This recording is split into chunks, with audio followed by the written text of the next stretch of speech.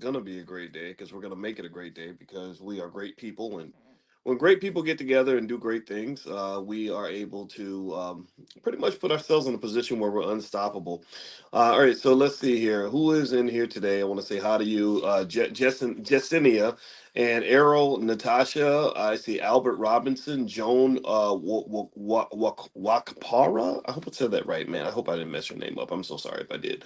Let's see, Dwayne Monroe, AC Salam, Olivia, Mario Cole, I'm sorry, Tammy Sims, Lalani, Dominique, let's see, Denise Bryant, Derek Holmes, Jay Kelly, good morning to you, to the Patillo family.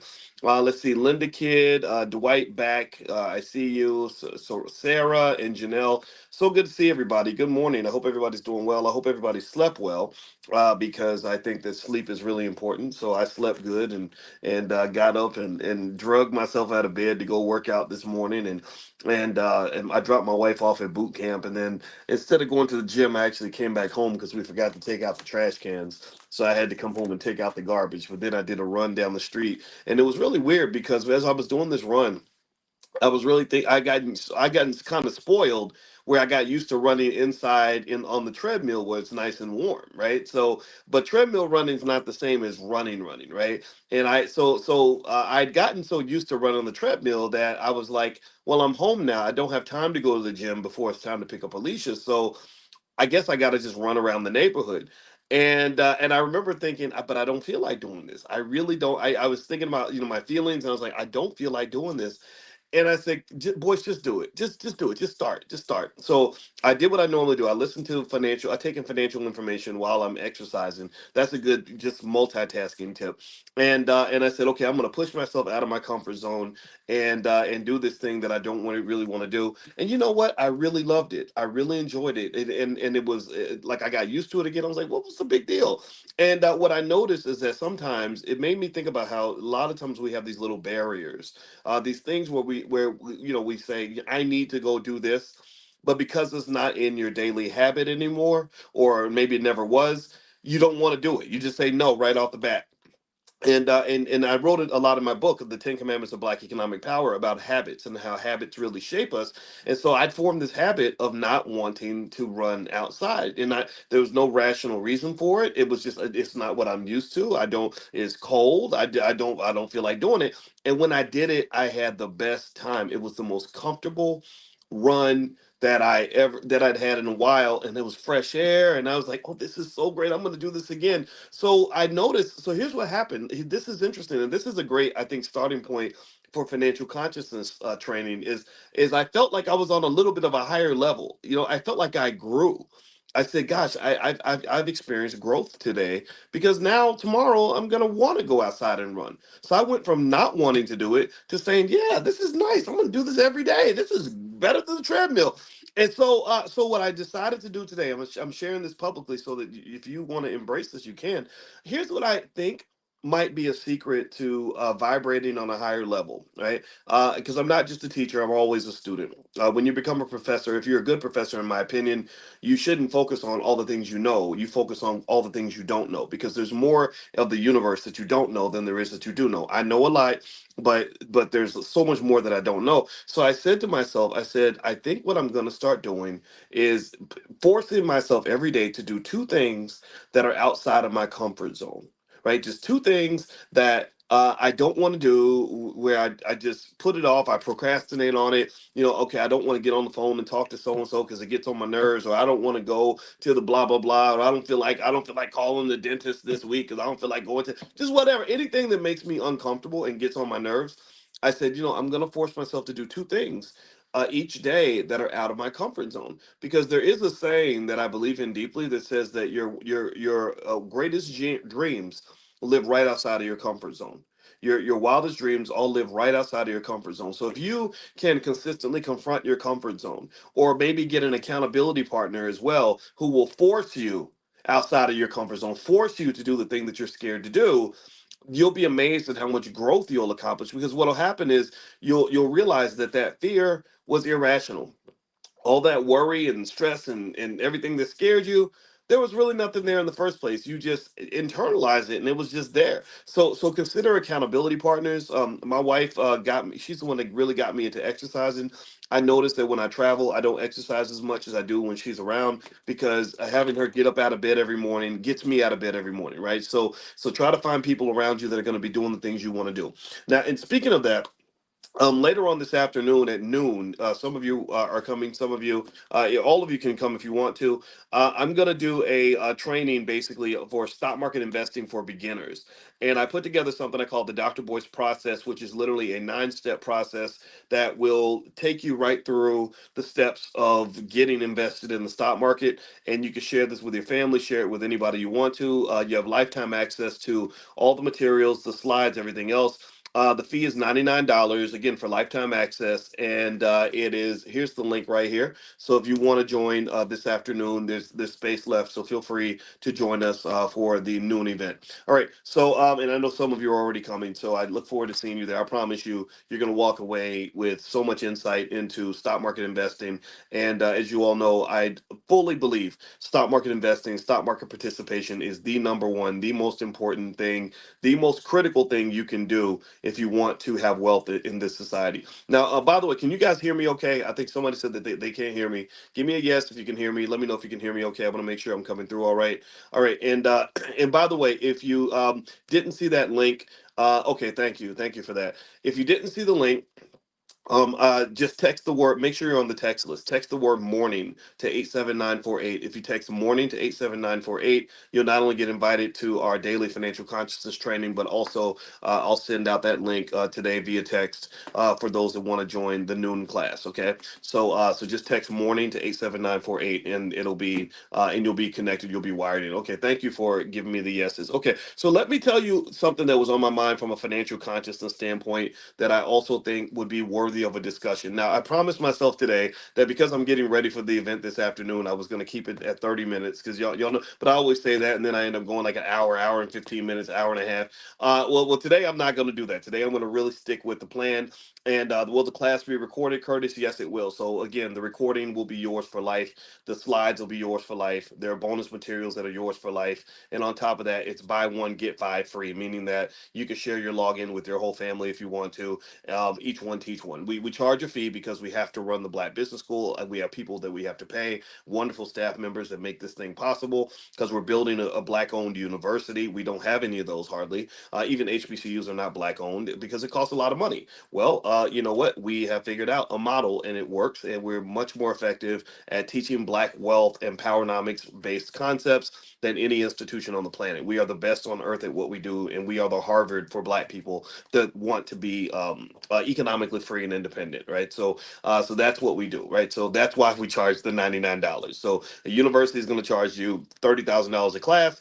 We might charge you $200, $400. Some stuff may cost more than 1,000, but for the most part, for this one, it's $99. It's a 1-day training. It's gonna be good. You're gonna love it. If you don't love it, then let us know. We're very happy to give money back if you're not happy. All right, so let me bounce back. Let me jump into this consciousness training that I wanted to share with you guys.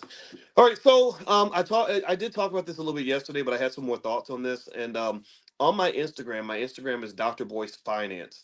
And I have a backup at Dr. Boyce Money because for some reason, being like super Black or doing the things I do, it upsets Instagram. So I had 600,000 followers, and then they just took my page down. So now I had to rebuild. Now I have about 100,000 or something. So I'm like tiny on Instagram now. But anyway, on the page, I put this video up that I thought was really interesting from a financial consciousness standpoint. It was a video of a man who was delivering food to his child. Does anybody has anybody seen that video? It's a very short video of a man delivering food to his child's mother, and the child's mother. And I don't know if this video is a skit or not. People, everybody's trying to get their little internet hustle on, so it could be a skit, and but I personally think that it was a good skit. It was a great skit. And if it was a skit, it looked real. I mean, if it was fake, these people are great actors because they really did act like, I mean, I really felt like I was watching something real, and I know I was watching something that I've seen before. And so here's the deal. So basically, the man is dropping food off to the mother of his daughter. And the mother instantly goes into this tirade where she basically says, I told you not to bring food for just one child. If you bring food for your child, you got to bring food for all the kids. And he said, well, why should I have to do that? Because that's my baby. I only have to feed my child.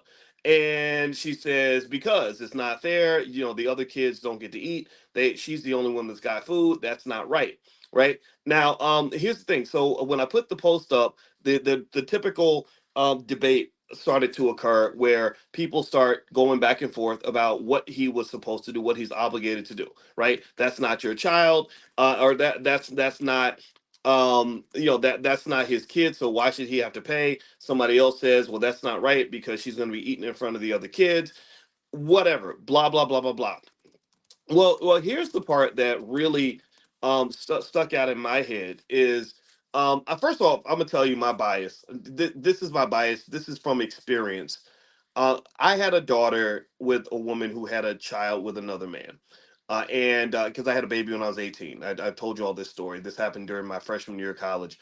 And I would drop food off to my daughter all the time. And even as a struggling grad student where money was super tight, I never once thought that it even made any sense for me to give something to my daughter and then not allow her brother to have something too. Right. I didn't, I didn't know the kid's father. I didn't know what the situation was.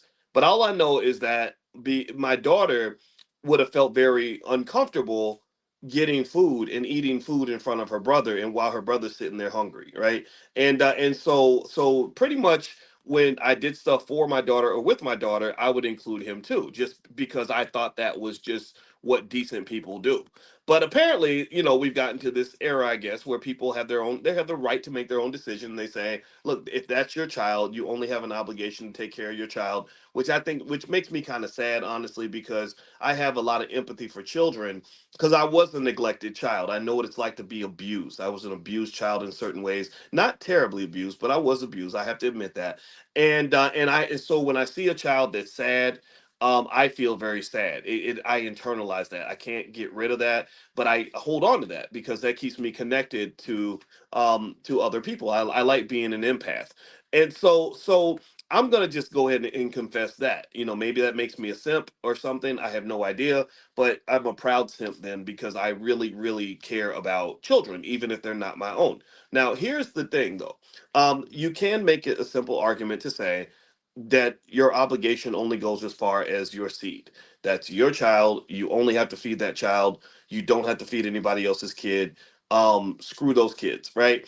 And I guess that's okay too, right? That no one can tell you that you have to feed someone else's child. Really, the way it's supposed to work is that every child's supposed to have two parents that care about them, and then somehow, for whatever reason, in the cosmic lottery, you have children that don't have anybody that's doing anything for them because everybody's off. I don't know what they're doing. Maybe they're off twerking or something. And so, anyway, with that said, though, here's the point I want to get to. This is the financial consciousness part of it all.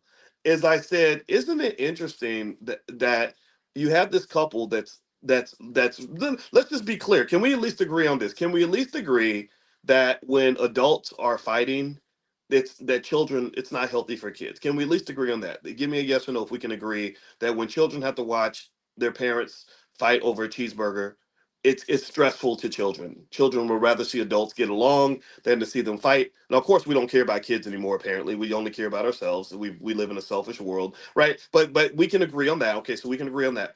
Also, can we agree that if one child out of the four has food and the other four kids have no food, can we give me a yes if we can agree that that is an awkward situation? Can we agree that the child with the food who's sitting there enjoying her cheeseburger and her french fries while her hungry siblings are watching her eat, that's going to make her feel really weird, right? That's going to, in fact, it might get her beat up if the kids are hungry enough. I hate saying, saying like, I don't want that to happen, but I don't know. That's a good way to get bullied, right? So we can agree on that, right? So we've agreed on 2 points. One, that children are hurt when adults are fighting, and then number two, that it's very awkward for the child who has the food to be sitting there eating good while everyone else is starving. If you know the story of the French Revolution, you'll know that that's why people got their heads chopped off, right? Because Marie Antoinette and her homies were eating good, everybody else was starving, and then allegedly they claimed that she said let them eat cake, which actually I don't know if she actually said that, but just because but in those situations the truth doesn't matter anymore. So basically, people said, "Oh, she said we need to go eat cake instead of because we don't have enough bread. Oh, we're gonna go chop her head off," and that's kind of how things ended, right? Because so basically, your child sitting there eating, everybody else is hungry. The kid could poor kid could get their head chopped off, and figuratively speaking, of course. Now, can we agree on this too? Can we also agree, a level three, that is very painful for the children who are sitting there. The child is 7, right? They don't understand baby mama ism. They don't understand that daddy ain't around because he all getting high. They don't understand mass incarceration might be why they don't have a parent. They don't understand how drug addiction has destroyed the black community and ruined the black family. They don't understand that mama ain't around because mama's off twerking. They don't understand any of that. All the little 7-year-old knows, all the 7-year-old knows is that I'm hungry and my sister has food and I don't have none. Can we at least agree that that's very sad for that child? Can we at least have some empathy for how that little 7-year-old's gonna feel? They don't understand none of y'all's BS. It's the adults that mess up the world. We're the ones who get into our stupid because we never address our issues. We don't heal, so we create these stupid, chaotic situations for children where the little 7-year-old who's just learning about life, who could be getting taught mathematics, they could be getting taught business, they could be getting taught how to be successful, they could be taught how to go out and achieve things in the world, but instead they're learning that you should be ready to stab a Negro over a cheeseburger if they make you mad enough. That's what they're watching. They're literally watching two people fight to the death because one person got McDonald's and somebody else didn't. That's what you call low vibrational behavior, right? So when we talk about economic consciousness, we're, the goal is to get up here, up high, so you don't have to swim down low, right? You don't have to operate on level 1. You can get to level 6. So here's what I want you to process for a minute. I want you to process this.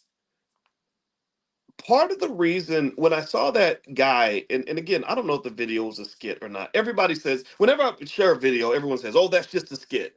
But y'all don't understand. In the black community, things get so weird that the truth is more interesting than fiction. Like some stuff you may think is actually fake is actually real.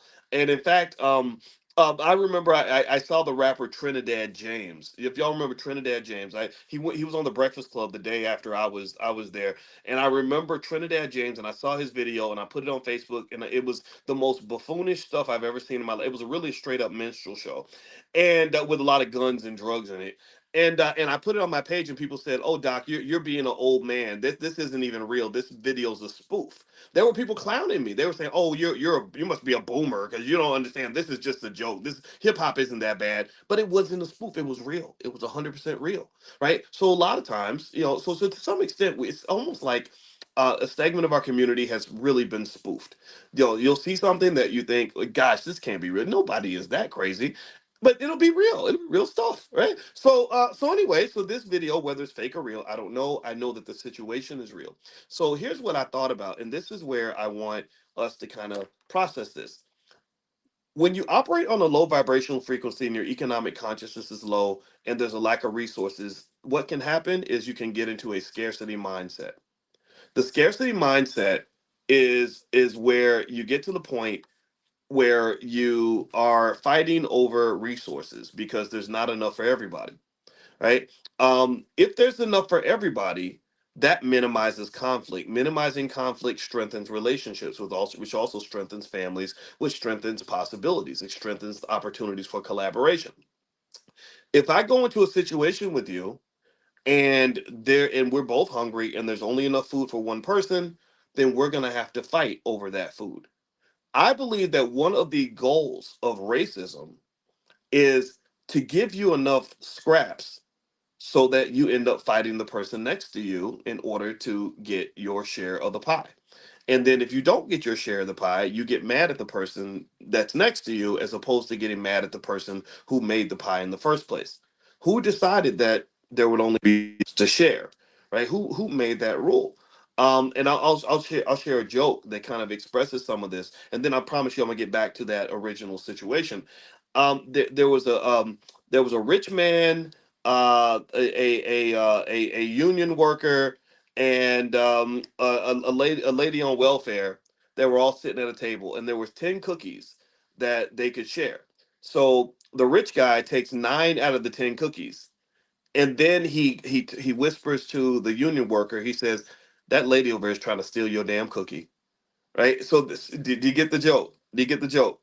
So the rich guy took all the cookies off the table before he even let you split the last cookie, and then you get to fighting over the last cookie. And then when you don't have enough cookies, you look over at the person next to you. You look at the lady on welfare, and you say, "You took my cookie." When really, if you really back out and you look at it from a higher consciousness standpoint, higher consciousness means you've elevated. You can see the bigger picture. You say, "Wait a minute, no, no, no. The reason we don't have enough cookies is because the rich guy took all the cookies off the table in the beginning." So here's where I'm getting at with this. Let's circle back to that original situation. I believe that if there was enough for everybody, I don't think that this man would be in a situation where he has to choose. Either I'm going to either I'm going to feed, either I'm going to stretch myself financially in a way that's uncomfortable by buying more food than I can afford, or I have to be the bastard who only feeds my daughter. I'm under the assumption that a decent man, and maybe I'm making a big assumption here because there's a lot of indecent men out here. I don't know. It's life. But I'm gonna make the assumption that a decent man who has plenty of money has no problem feeding multiple children.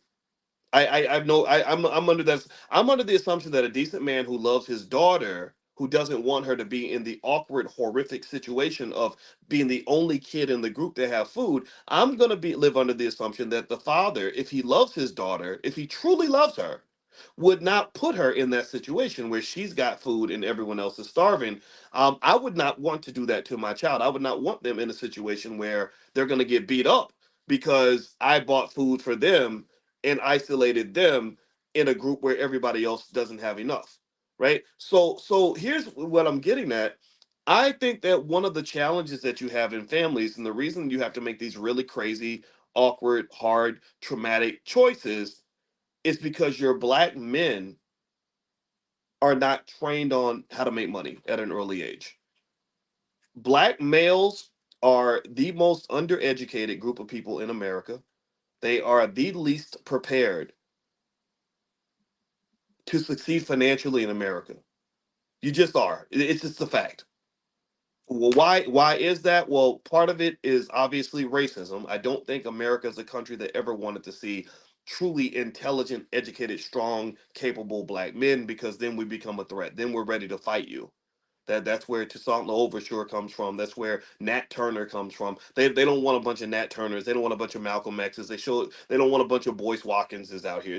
If you had 10 million Boyce Watkinses out here, oh, the revolution would be over. We would have more money than white people. Can you imagine if there were 10 million young black males who thought like me, who understood finances and economics like me? Oh, we would walk in and take everything you got. You would have to come and kill all of us. So effectively, my point is to say that yeah, the racism's there. We know this, right? We know what happens in the public school system. I know that I've been hunted since birth. I understood why Instagram took down my Facebook page, even though they don't take down pages of rappers that are promoting the most degenerate, horrific stuff. They're promoting drug use and violence. I understand that, right? I wasn't mad about it. I said, yeah, if I were you, I'd want to get rid of somebody like me too. I understand why the public school system tried to redirect me toward medication and special education. Right? I understand why they told my 17-year-old single mother to abort me so that I would never be born. I understand these things. It's the baby Jesus story. The black man is a type of super being that they fear on every level.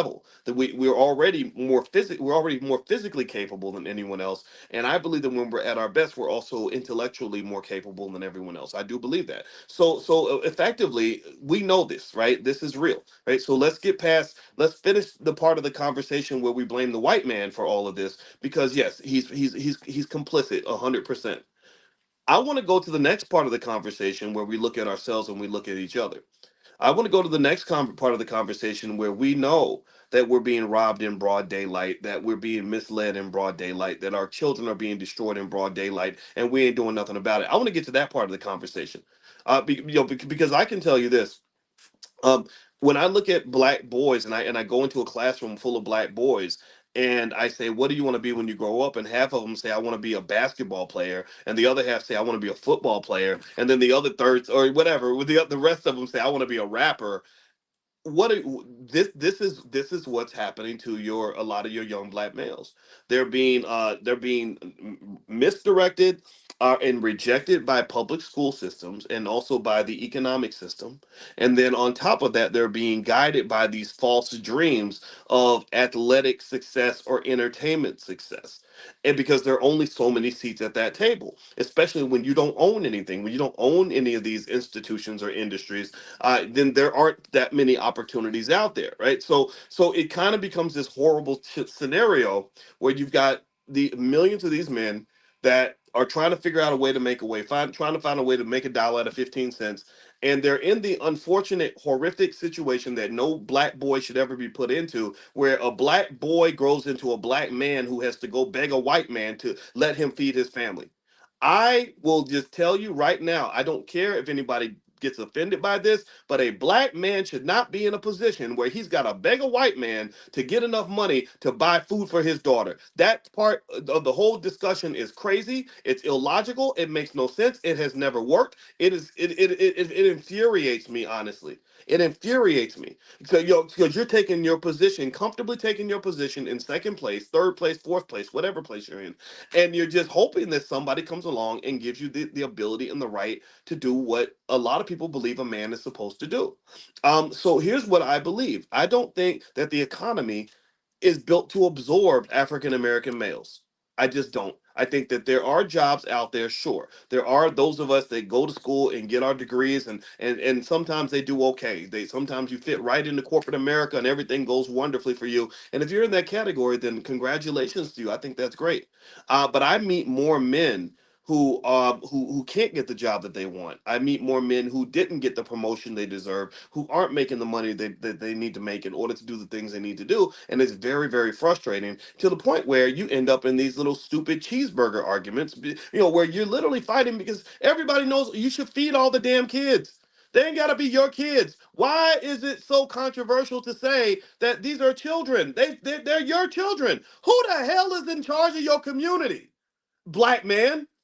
Seriously, if you run around saying, "Those ain't my kids, I don't give a damn about the little Negroes," like, who's in charge of your community? And why are you surprised when no one respects you? Well, seriously, I just have to say this: who's in charge of your community? If you're running around saying, "Well, I got one kid, I'm gonna get food for mine, but I ain't feeding none of these other little Negroes," I'm sorry, I don't. I'm sorry, I hate. Look, that's not manhood. I'm sorry. That's not masculinity at all. That's not. Masculinity is the ability to provide and protect things. It's the ability to say, "This is our territory. We got this." When you present yourself to the world as a child, as an immature little child, then the world's going to treat you like a damn child. And it's not your fault. I get it. That's what America does. You look up to these millionaire entertainers who act like children. 50 Cent, the rapper 50 Cent, is one of the great heroes of hip hop. But this man, if you go follow him on Instagram, you'll see that everything he does is horrifically immature. The man's damn, he's old enough to be a grandfather, but he acts like a teenager. So the immaturity is something that's fed to you on a regular basis. So you have a lot of immature men who've internalized all this. So what I'm saying to you is, here's my perspective on this, and I know it's going to offend some people, but I just don't give a damn. When you show up and the children all need to eat, you should be in a position where you can feed the kids and not think nothing of it. And that's what I want for you. I want you to be in a position where it ain't nothing but a thing for you to pull out an extra $20 bill and say, "You know what, let's get something for all the kids." And then because you never know, maybe those children will look up to you. They'll say, "Oh, well, he's a great guy. He's not my daddy, but I wish my daddy ain't nothing. But this man over here." Just like even back in the day, you hear guys that'll say, I grew up and I was looking up to the pimps and the dope dealers and stuff like that. Even the pimps and the dope dealers had more class than some of these weak, flimsy Negroes that you see out here online right now. Seriously, even the pimps and even the dope dealer might say, "Hey, boy, make sure you stay in school and don't be coming around here after school. You need to go get an education, right? The people like that had even that old school wisdom that even a pimp or a dope dealer might have had. Like, don't be like me, man. You don't want to mess with drugs like this because this is gonna mess you up. Like I had that kind of wisdom around me. What I never saw was a man who just said, "Well, I got a cheeseburger for my daughter, but these other kids, I don't know, I ain't got nothing to do with none of that." That's kind of weird to me, Like I can remember. Let me tell you, I remember one time I was in me and my friend, my cousin Carrie, we got on our bikes and we rode our bikes to eat at some fast food restaurant. Let's say it was McDonald's. So we get to McDonald's and we order our food, and we didn't have enough money. I had a bunch of change. He had some change. So we're sitting at the counter just counting our change, right? Just trying to figure out like, the total is $6.42. And I think we had like $5.80 or something. So we're counting our pennies, literally trying to figure out how we can buy this food. It's life or death in that moment. We're stressed out. We didn't know what to do. And let me tell you what happened. So there was this black man sitting there, and I don't know what this man did, but I never forgot this man. He's sitting there watching us as two little black boys counting our money, trying to buy this food. And you know what he did? He just reached in his pocket, pulled out $1, and just threw it down on the table and just gave it to us. Didn't say a word, just laid that dollar on the table. And we just looked up, confused, like, whoa, this man is helping us. And we said, thank you. And do you know, I never forgot that man. To me, that was the most masculine thing in the world for him to do. Is for him to just be like, it's just $1. Here you go. Like to me, that's what black men. I'm sorry that is my bias. I know, but that to me is the kind of men that those are the men I can relate to, right? The men, and here's the thing: to be that kind of man, it's not just a matter of having the right mindset. Some men can't be that man because they just can't be that man. They're either not emotionally equipped. Maybe they grew up with their mama doing everything and with them kind of being the baby, or maybe they were never taught how to even make enough money where it's not a big deal for you to throw another $5, $10 down on the table. Right? I get that. I understand that. So what I'm saying is, here's my goal. Here's what I believe. See, I'm not worried about what we are, where we are right now. I'm looking at what kind of men are we going to have 20 years from now. What kind of men are we going to have in the year 2060 and the year 2070? Are we going to build more children with beards and mustaches, children who are capable of making babies and wreaking havoc and abandoning people? Or are we going to build men who have an accountability and a responsibility for the broader community, who say, yeah, I didn't make this whole mess, but guess what? I'm strong enough to help clean it up. Right? I think that building men in the latter category is how you build a strong black community. I think that's how you build strong families. I think that's how you create a community where your daughter has somebody great to marry. And the one important element of building these men is you got to make sure that they are financially capable. You got to make sure that they're financially literate. You got to make sure that they're financially prepared, because a black man who is financially prepared, who knows how to make money in many, many ways other than just begging a white man for a job, is typically the kind of man who can come through and be the benefactor for the community that many of us need, right? He can come through as the superhero. He can be the Michael Jordan that can score points in the clutch. Michael Jordan, if you think about him as just as a basketball player, not as a person, let's put that to the side, as a basketball player, because Jordan prepared so well and because he prepared himself to be the greatest player in history, Michael Jordan was so good that he would literally look at the guy at the end of the bench and he'd say, I'm gonna go win a championship ring for you. I'm gonna get a ring, and I'm gonna get extra rings so you can have one too. Because I know you can't win a championship. And so rather than me complaining about that, I'm just gonna go carry this team on my back and make this happen. And I think that we can have men like that. Right, I think we can have men who literally just have the ability to make things, to manifest things financially, and they're not going to have to argue over low vibrational conversations like who's going to get a cheeseburger and who's not. I don't want to have to make a decision. In fact, it would make me feel incredibly crappy as a human being to have to feed one child because I'm scared or I can't afford to help feed the other four. right? Because or to be so petty that I'm caught up in thinking, well, the reason these other four can't eat is because their own parents should be feeding them. Whatever. I don't know. Again, not everybody's gonna agree. Some people are gonna say that you only have to take care of what belongs to you, and I understand that. And again, my bias is that I was taken care of by a masculine man named Larry Watkins, who where I was not his biological son, but he loved me as if I was his own. And the ROI for him is that my loyalty to him means that as he got older, there was nothing that he didn't want. Anything he wants right now to this day, I will go buy that for him because I appreciate the fact that he stepped up for me in a world where so many men are being taught that you don't have to step up for nobody but yourself. So that's my 2 cents. I know it may sound biased and judgmental, and if you disagree, you have every right to disagree. But I personally think that but these ideas are not uncommon. Think about how many women there are that teach in a school where they use their own money to buy school supplies for the kids that can't afford them.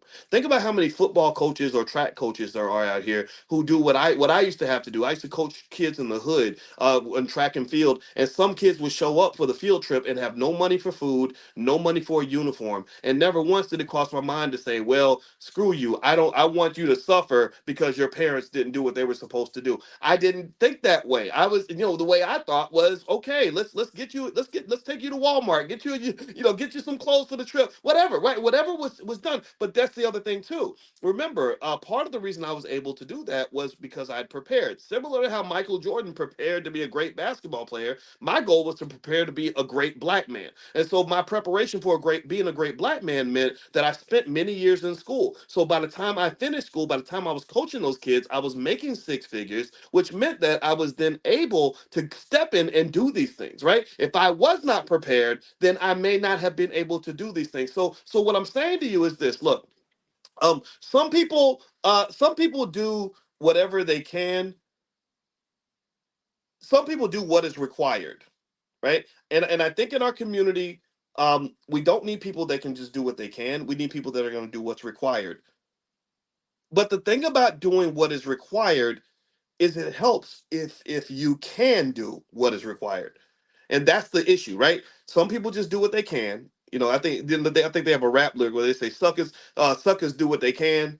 But then you got people that do what is required, right? What is required means we just gonna figure this out. But what helps is when you can do that which is required. And a lot of our people just can't do it. A lot of our brothers, I hate saying it, but a lot of them can't do it. Well, why is it? Why is that? Well, because nobody prepared them. Nobody they just trained them to be rappers and basketball players and whatever the hell they're training our boys to be. And I personally think our boys should be trained to be wealth builders, entrepreneurs, and investors. Because I don't know a single man who runs a successful business who's doing well financially who wouldn't buy an extra cheeseburger for their daughter's best friend, right? And what I really want those guys to understand is the tremendous amount of power and what's the word, fulfillment you get by knowing that you can be one of the neighborhood dads that's really coming through for the kids whose parents aren't coming through for them. And if you want to know my perspective, I am one of those dads. I hear our kids and they talk about their friends and the crazy situations their parents put them into. And I told my wife, I said, I need us to be a rock in the community. I want us to be the stable family where the child knows that they can come to our house and they're going to get something different from what they're getting at home. When our son's friend was having some problems with his parents, they were putting him out or whatever, he was sneaking sleep on the couch. I said, you always have a place in this house. You always, come over here. When you're in this house, you're one of us. We got you. We got you. And that's the kind of black community that I dream about, is where we can all look at each other and say, I got you. I know life is hard, but I got you. I know people ain't treating you right, but I got you. I know you don't feel love, but I got you. This is how I feel, and I feel very passionate about it. As you can tell, I didn't expect to have this emotional reaction, but I want to say, if you're in that category, I want to encourage you, and I want to thank you. I want to thank you because when I was a baby, like, nobody had me. Like, my own father wasn't even there. And if I had run into the world that some of these kids are being forced to deal with, I don't know where I would be. Do you understand? Like the reason I was able to become the man I am now is because somebody in the community said, I got you. My mother had to drop me off at people's houses to babysit me. I mean, it was hard. You know what I mean? So I just don't understand this. I don't think we should let immaturity win. I just don't. So I'm gonna stop now. I'm gonna end because I said I'd be done in 30 minutes. And I don't want to sit here like a big old crybaby. I apologize for that. But this is what I feel, right? So if you're doing that, right? So this is encouragement. If you are the teacher who goes the extra mile, thank you. If you're the coach that takes kids under his wing, thank you. If you are the person in the neighborhood that's there for the kids who don't have good parents, thank you. If you're the pastor, I mean, Lord, I mean, I know so many pastors who are just emotionally drained, and deacons and stuff because they're doing so much for everybody. I just want to say thank you, because if our community is able to survive and thrive in the future, it's going to be because of people like you. It's going to be because you were willing to go that extra mile. So I can't speak for everybody else, but when I'm speaking to you, I just want to encourage you to keep on doing that, because it does make a difference. So that's it. I'm done. Lord, see, y'all done got me going. I didn't even know I was going to talk about this stuff today. But let's get our boys economically prepared so we don't have to make hard decisions over a cheeseburger. That's really the financial lesson, because I don't think that that's how we're supposed to be. We're not supposed to operate on that frequency at all. We're the original man and the original woman. We ain't supposed to be operating on level zero. I don't believe in that. So anyway, I'm gonna head on out. It is really time for me to go. If you want to join us today at noon, we're doing the event on how to get started in stock market investing. I put together a nice step by step for anybody that wants to get that's a beginner at investing and you really want to understand the ropes. There's the link right there in the chat. If you don't see the link, then just text the word morning to 87948. Text morning to 87948, and I will text out the link where you guys can join. It's lifetime access with all the materials, everything. And also, if you text the word morning to 87948, you'll get an invitation to come back tomorrow. We're going to do financial consciousness training every single day, 7 days a week. And last but not least, if you want to get any of our materials for kids, if you want to get your kids ready, we have financial flashcards, workbooks, all kinds of stuff at my website, drboycebooks.com. So feel free to go to drboycebooks.com. You can use the code word book club to get 30% off, all one word. Use the code word book club. It'll knock off a big discount. So have a good day, everybody. God bless you, and thank you for dealing with my babbling. And I apologize for the emotional reaction, but this is I think this is very serious, and I wish you all the very best. So I'll see you all tomorrow. I love you. Bye bye.